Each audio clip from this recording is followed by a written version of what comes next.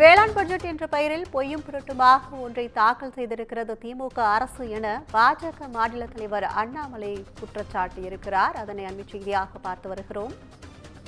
ஒரு பாடி சோற்றுக்கு ஒரு சோறு பதம் என்பார்கள். திமுகவின் பட்ஜெட் மொத்தமுமே பொய்களும் புரட்டுகளுமாக இருக்கிறதாகவும் பாஜக மாநில தலைவர் அண்ணாமலை தெரிவித்துள்ளார். கூடுதல் விவரங்களை செய்தியாளர் சிவகுமார் வழங்க கேட்கலாம். வணக்கம் சிவகுமார், இந்த குற்றச்சாட்டு குறித்த கூடுதல் விவரங்கள் என்ன? வணக்கம். தமிழ்நாட்டுடைய வேளாண் நிதிநிலை பட்ஜெட் 2025-26 ஆண்டுக்கான வேளாண் நிதிநிலை பட்ஜெட் ஆனது இன்று சட்டப்பேரவையில் தாக்கல் செய்யப்பட்டது. இது குறித்து தமிழ்நாடு பாஜக மாநில தலைவர் அண்ணாமலை அவர்கள் தனது எக்ஸ் வலைதளத்தில் பல்வேறு பதிவுகளையும் குற்றச்சாட்டுகளையும் வைத்திருக்கிறார்.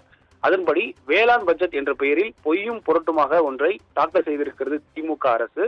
ஒரு பானை சோற்றுக்கு ஒரு சோர் பதம் என்பார்கள். திமுகவின் பட்ஜெட் மொத்தமுமே பொய்களும் புரட்டுகளாகத்தான் இருக்கிறது. இந்த பொய்களை பொது இடங்களில் ஒளிபரப்பினால் மக்கள் வந்து பார்ப்பார்கள் என்று யார் இவர்களிடத்தில் கூறினார்கள் என்று தெரியவில்லை. 2 நாட்களாக மக்கள் வரி பணத்தை வீணடித்ததுதான் மிச்சம் என்ற ஒரு குற்றச்சாட்டை வைத்திருக்கிறார். மேற்கொண்டு கடந்த ஆண்டு வெளியிட்ட வேளாண் பட்ஜெட்டில் 2022-23 ஆண்டில் தமிழகத்தில் மொத்த சாகுபடி பரப்பு 155 லட்சம் ஏக்கர் என்று கூறியிருந்தார்கள். இந்த ஆண்டு பட்ஜெட்டில் அது 151 லட்சம் ஏக்கராகத்தான் உள்ளது என்று கூறியிருக்கிறார்கள். சாகுபடி பரப்பு கடந்த ஆண்டை விட இந்த ஆண்டு 4 லட்சம் ஏக்கர் குறைந்திருக்கிறது என்பதுதான் உண்மை.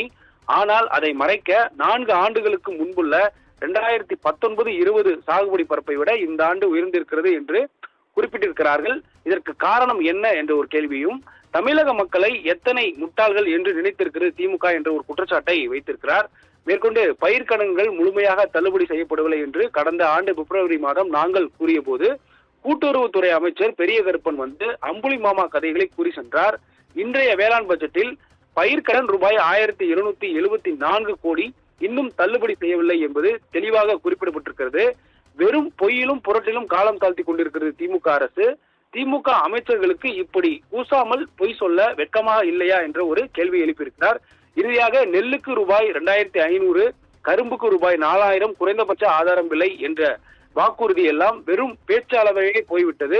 விவசாயிகளை தொடர்ந்து வஞ்சித்து வருவதையே வேலையாக வைத்திருக்கும் திமுக அரசின் இந்த வேளாண் பட்ஜெட் வெறும் காகித குயிலே தவிர வேறொன்றும் இல்லை என்ற ஒரு குற்றச்சாட்டை தனது எக்ஸ் வலைதள பதிவுல தமிழ்நாடு பாஜகவினுடைய மாநில தலைவர் அண்ணாமலை அவர்கள் குற்றச்சாட்டை வைத்திருக்கிறார்.